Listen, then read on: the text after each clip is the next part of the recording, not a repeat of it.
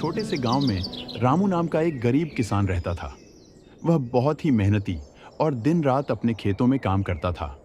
लेकिन उसके पास कभी भी इतना धन नहीं होता था कि वह अपनी ज़रूरतों को अच्छे से पूरा कर सके। उसका घर छोटा और उसकी पत्नी, फूलों और बच्चा मोहन भी बहुत साधारण जीवन जीते थे। रामू का दिल बहुत बड़ा था, लेकिन उसकी परिस्थितियां कभी बेहतर नहीं हो पाती थीं।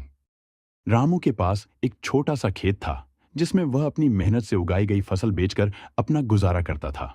लेकिन एक दिन गांव में एक नया व्यापारी आया, जिसका नाम था भूतिया बाबा। भूतिया बाबा बहुत चालाक था और उसने रामू से उसकी पूरी फसल बहुत सस्ते दामों में खरीद ली।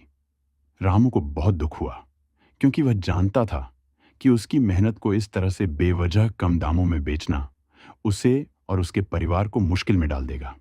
वह अपनी समस्याओं को लेकर गांव के बाहर एक बड़े पेड़ के नीचे बैठकर रोने लगा। तभी अचानक आसमान में चमक हुई और एक सुंदर परी का आगमन हुआ। वह परी कोई और नहीं बल्कि परी मोती थी, जो इंसानों की मदद करने के लिए स्वर्ग से धरती पर आई थी। परी मोती ने रामू से पूछा। तुम क्यों रो रहे हो रामू? तुम्हारा चेहरा क्यों उदास है? रामू ने अपनी सारी परेशानियां परी को बताईं। मैं बहुत मेहनत करता हूँ, लेकिन फिर भी मैं कभी अपने परिवार को खुश नहीं देख पाता।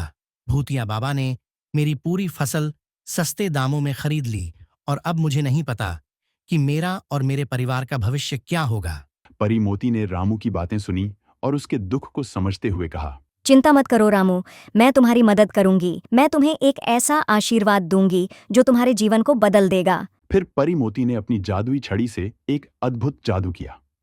उसने रामू के खेत में सोने की हल्की किरणों से भरी हुई फसल उगाई, जो बहुत ही मूल्यवान थी। अगले दिन जब रामू ने अपनी फसल देखी तो वह हैरान रह गया। उसकी फसल सोने जैसी चमकने लगी थी। रामू ने अपनी नई फसल को बाजार में बेचा और बहुत सारे पैसे कमाए।